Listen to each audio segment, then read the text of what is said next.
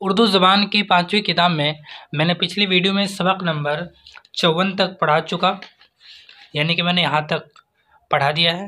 انشاءاللہ آج کی ویڈیو میں سبق نمبر 55 پڑھیں گے۔ ویڈیو کو شروع کرنے سے پہلے اگر آپ چینل پر نئے ہیں تو چینل کو ضرور سبسکرائب کر لیں، شیئر کر دیں، لائک کر دیں۔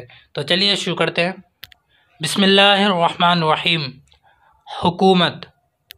دنیا کے بعض ملکوں کا حال اب تک ایسا ہے کہ قزاقی اور رہزنی کی وجہ سے کسی شخص کو یہ امید نہیں کہ وہ بغیر اپنی قوت بازو کے قتل و غارت سے محفوظ رہ سکے گا۔ کاشتکار جس وقت کھیت میں تخم ریزی کرنے جاتا ہے تو ایک مددگار کو جو نیزہ و شمشیر سے مسلح ہو اپنے ہمراہ لے جاتا ہے تاکہ اس کا بیج اور مویشی لٹ نہ جائے۔ ایسی حالت میں جو کام ایک شخص کر سکتا وہ دو کے ذریعے سے پورا ہوتا ہے اور پیداوار دونوں میں تقسیم ہو جاتی ہے۔ اسی طرح وحشی قوموں کا زیادہ وقت اپنی حفاظت یا دوسروں پر حملہ کرنے میں صرف ہوتا ہے۔ جن ملکوں میں دعویٰ حکومت نہیں ہے وہاں غارت گری کا بازار ہمیشہ گرم رہتا ہے۔ اکثر باشندے جوانی ہی میں مارے جاتے ہیں۔ بہت کم ایسے ہیں جو سن رسیدہ ہو کر مرتے ہیں۔ جو محنت ہر شخص اپنے جان و مال کی حفاظت کے لیے برداشت کرتا ہے وہی محنت ایک خاندان بلکہ ایک بستی کے لیے کافی ہو سکتی ہے۔ اسی بنیاد پر حکومت قائم ہوئی ہے اور جب حکومت استحکام کے ساتھ قائم ہو جاتی ہے تو تھوڑے سے آدمی مسلح ہو کر لاکھوں کی پاسبانی اندرونی اور بیرونی دشمنوں سے کر سکتے ہیں۔ ملک کے انتظام اور امن و امان قائم رکھنے کے لیے جو کچھ خرچ پڑتا ہے وہ جملہ رعایا سے وصول کیا جاتا ہے۔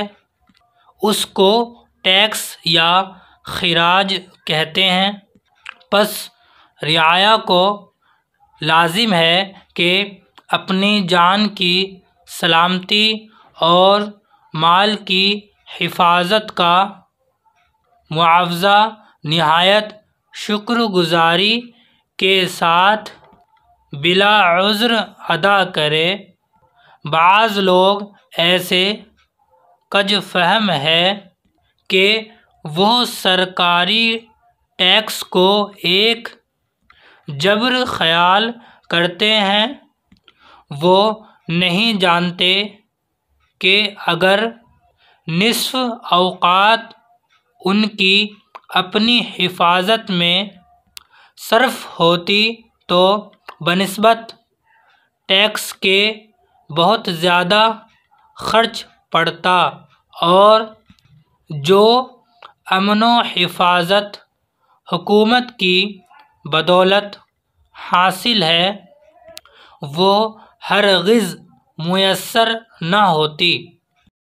اس میں شک نہیں کہ دنیا میں اکثر حکومتیں ایسی پائی جاتی ہیں کہ اہل حکومت اپنے عیش و کامرانی کے مقابلے میں رعایا کی مصیبتوں کی کچھ پرواہ نہیں کرتے، لیکن یہ پرانی ان آفتوں کے مقابلے میں محض ناچیز ہے جو حکومت کے نہ ہونے سے پیدا ہوتی ہے۔ چنانچہ ایران و توران، افغانستان کے باشندے باوجود جابرانہ حکومت کے ان وحشی ملکوں کے باشندوں سے بدرجہ بہتر ہے جہاں آئین حکومت نافذ ہی نہیں۔ اصل یہ ہے کہ حکومت کے ظلم و ستم کو تو انسان برداشت کر سکتا ہے، الا بے امن و بے سری حالت کا تحمل سخت دشوار ہے۔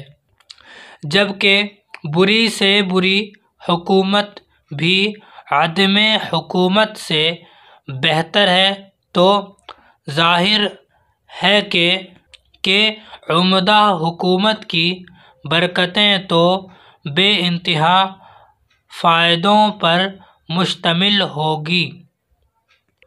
دنیا میں عمدہ حکومتیں وہ شمار ہوتی ہیں جو برطانیہ عظمیٰ کے مثل و مانند ہے۔ عمدہ گورنمنٹ کا بڑا مقصد رعایا کی جان و مال کی حفاظت ہے، اور اس کے ساتھ ساتھ تربیت عقلی، تہذیب اخلاق، بیمار مسکینوں کا علاج، تندرست مسکینوں کی پرورش۔ مگر یہ برکتیں سب کی متفقہ کوشش کے بدون بہت کم حاصل ہو سکتی ہیں۔ بعض علماء کہتے ہیں کہ جو محاصل ملک کا گورنمنٹ لیتی ہے وہ ملکی دولت میں سے کم ہو جاتا ہے۔ ان کی دلیل یہ ہے کہ گورنمنٹ کا کام نفع پہنچانا نہیں ہے بلکہ نقصان سے بچانا ہے۔ اگر یہ قول تسلیم کیا جائے تو بھی یہ خرچ کچھ بیجا نہیں ہے، کیونکہ مضرت سے بچنا بھی ہمارا ایک بڑا مقصد ہے۔ چنانچہ دوا کو ہم خوشی یا ذائقہ کے واسطے نہیں خریدتے بلکہ دفع امراض کے لیے مول لیتے ہیں، مگر ہم کبھی یہ خیال نہیں کرتے کہ دوا میں جو خرچ ہوتا ہے وہ فضول ہے۔ اور ان کے معنی جو ہیں اگلی ویڈیو میں پڑھیں گے، سبق نمبر 56 کے اندر، ٹھیک ہے۔ ان کے معنی سبق نمبر 56 میں پڑھیں گے۔ جب میں سبق نمبر 56 پڑھاؤں گا تو اس کے معنی میں اسی میں پڑھاؤں گا، ٹھیک ہے۔ تو تب تک کے لیے السلام علیکم ورحمۃ اللہ وبرکاتہ۔